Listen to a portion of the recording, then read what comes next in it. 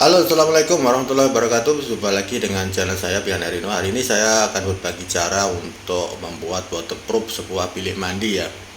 Nah, ini adalah waterproofing berjenis semen ya, berjenis semen. Nah, kenapa ini waterproofing agak tinggi ya, sampai 5 kaki? Karena di sini ada tempat shower mandi ya. Untuk bilik mandi yang ada shower atau hand shower, kita gunakan waterproofing yang sampai level yang tinggi ya. Untuk yang tidak ada shower mandi boleh dalam sekitaran 1,5 kaki atau 1 kaki. Nah, bagian ini adalah untuk mandi ya, bagi untuk laluan air, percikan air. Jadi kita buat waterproofing merata dan agak tinggi dibandingkan dengan yang tidak terkena air.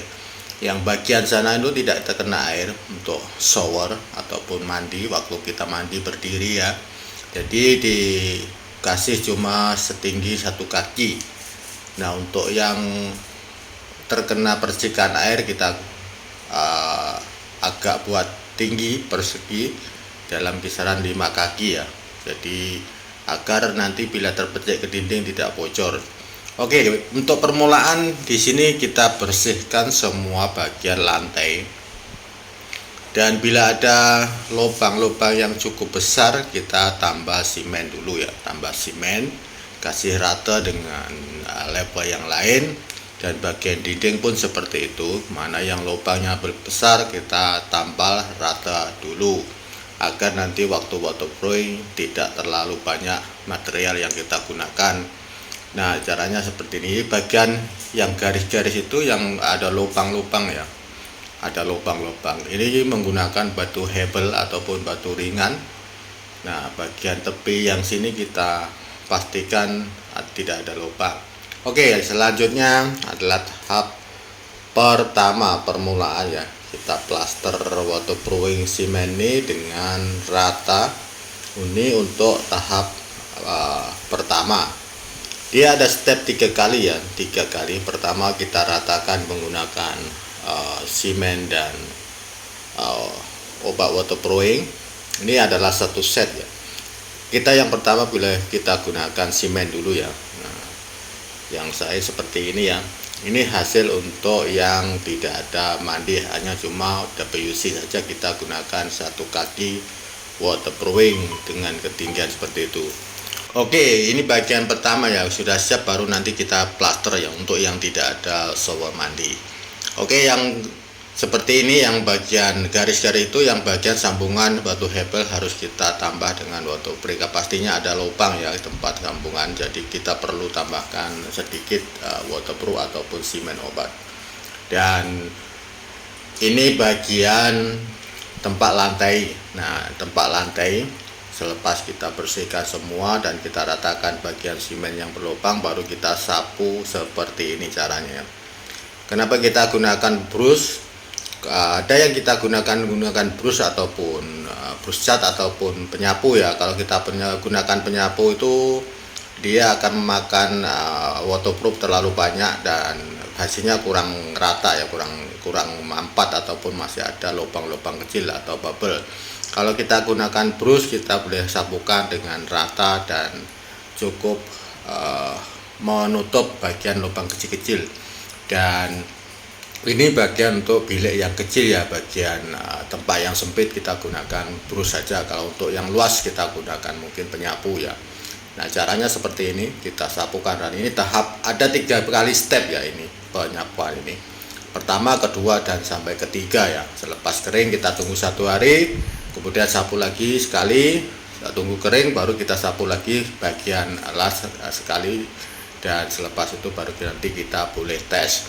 Nah, itu yang tempat tinggi. Nah, yang ada tempat tinggi itu kita tambah tinggi ya, tempat shower. Oke, selepas semua 3 kali dalam satu waterproofing 3 kali ya, 3 step, baru kita testing ya. Kita tes menggunakan apa? Menggunakan air. Jadi lantai itu selepas siap dalam 3 kali waterproofing, 3 kali sapuan, kemudian baru kita tes, takungkan air atau letakkan air dalam ketinggian 2-3 inci ya di bilik ini, untuk mengetes apakah waterproofing yang kita buat ini tidak bocor. Sebelum tahap plaster dan pembuatan mozaik. Nah, caranya memang seperti ini. Ini ada standar kerja. Jadi caranya harus seperti ini. Sebelum kita plaster dan pasang tile atau mozaik, kita harus tes dulu apakah waterproofing ini bocor atau tidak.